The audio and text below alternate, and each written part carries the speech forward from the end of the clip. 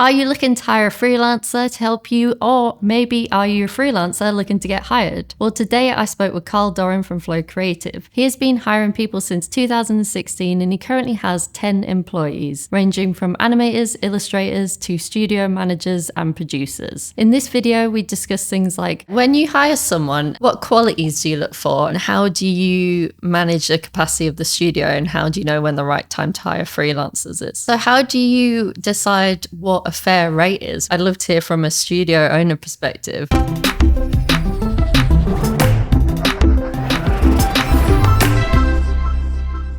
When you first went from being a freelancer to a studio owner, who was the first person that you hired? So the first person was a recent graduate called Jordan, who had just got in touch looking for an internship. I think he'd seen the website and assumed we were bigger than we were.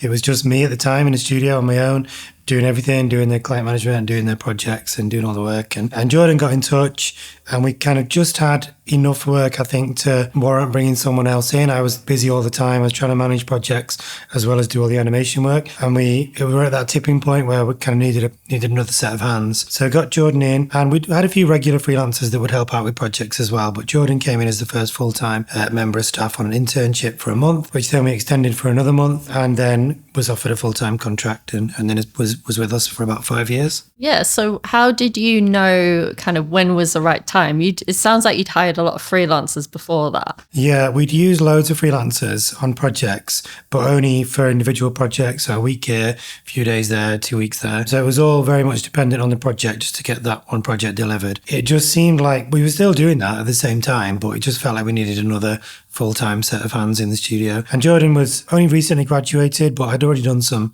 really nice work in his student time. Was really keen. He kind of emailed several times actually to get in, and then he ended up calling on the phone and was asking like, can I come in for an internship?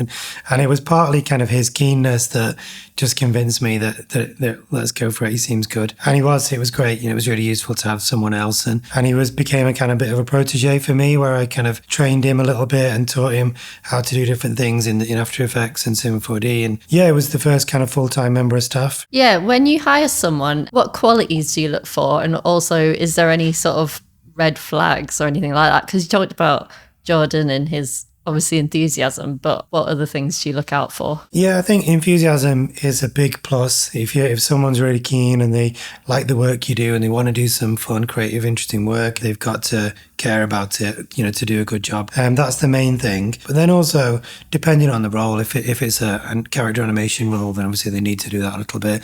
If it's more of a motion generalist kind of role, then we just look at their show reel, and they've got to be at a decent standard for us to hire them. But then also, just someone that seems like a good culture fit as well is really important. So someone that feels like they would get on well with the team and get on well with our clients for when we have client calls and things like that. That's important too. So there's several different things that you kind of weighing up. Is there anything, you know, when people reach out to you on email, it's quite hard to know what they're going to be like, really. Is there anything you sort of try and look for in that? Yeah, I guess a lot of it is instinct, isn't it, in these situations? It's someone that feels like you would get on with them and they seem like a nice person, they'd be good to work with. But I always say to people getting in touch with studios, just keep your email short, just send your work, say a little bit about yourself maybe if you want to, about what you're interested in, things like that, but don't worry about sending a massive essay with your whole life history. We don't need that.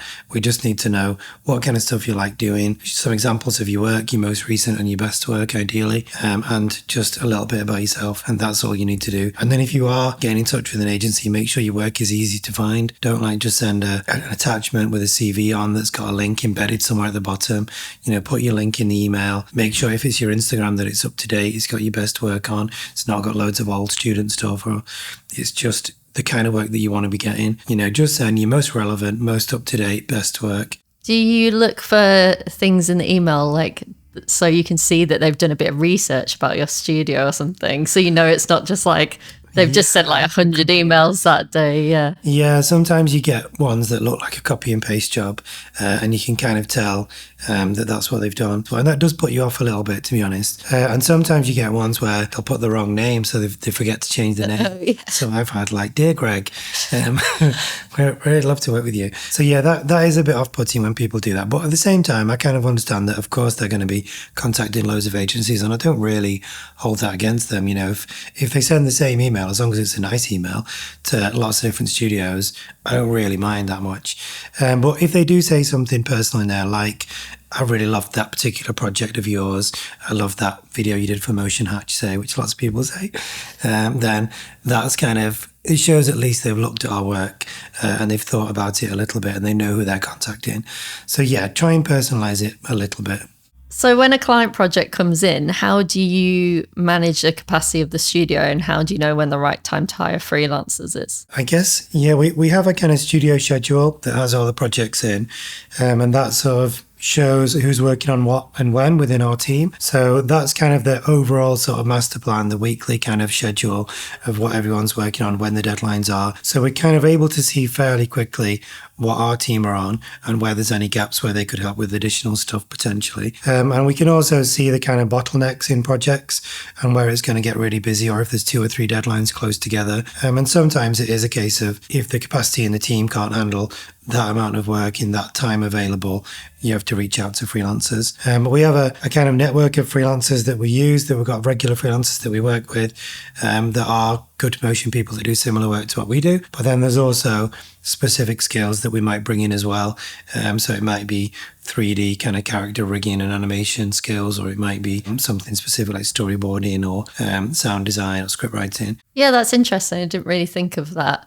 So maybe if you're a freelancer and you're looking at studios, doesn't really necessarily matter if they don't do exactly what you do. Maybe they'll need that for a project in the future. Yeah, absolutely. Yeah, I think if there's one thing that you do really well and you enjoy doing that, then definitely contact agencies and let them know that. And it might be that we don't need anything at the moment, but in 6 months' time we might have a project that comes in that's a perfect fit for your skills and experience. Yeah. So how do you decide what a fair rate is, really? Because it's easy. Normally we talk to the freelancers about like, oh, you should be charging this and that. But then I'd love to hear from a studio owner perspective, like how you feel like that negotiation normally goes and kind of thing. Yeah, I think it's difficult. I think you see sometimes advice to freelancers saying, this is what you need to be charging for your rates. You need to be, don't accept anything less than that.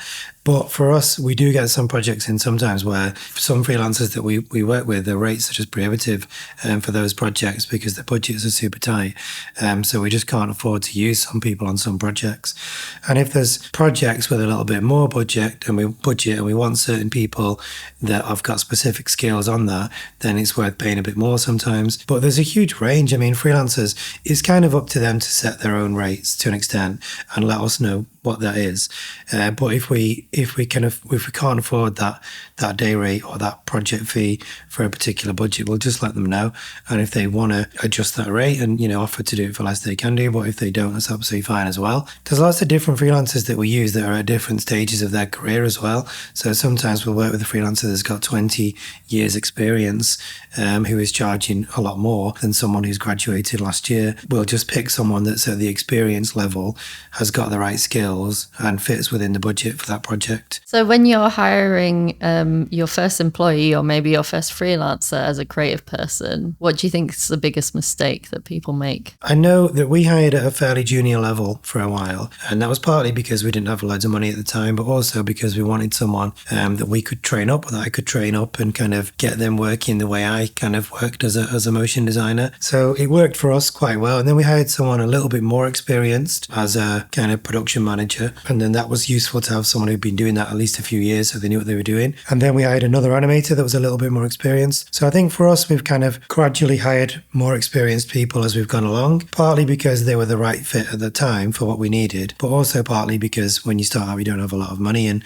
you have to hire the best you can for what you can afford at the time. So in terms of mistakes, I guess maybe some studios might hire at a very senior level early on, and then they've got this big salary cost to deal with. But that probably works for some agencies as well. It depends on the kind of work you do. So some kind of brand agencies might start with the owner and creative director, and then they hire a brand strategist who's a very experienced senior person on a high salary. But if that's integral to their work they do, then that's what they need to do. But for us, I was kind of doing the strategy, doing the creative direction. So we just needed help doing the animation and managing projects. Now you know how to hire others and what people look for when they're hiring. You should watch these videos next.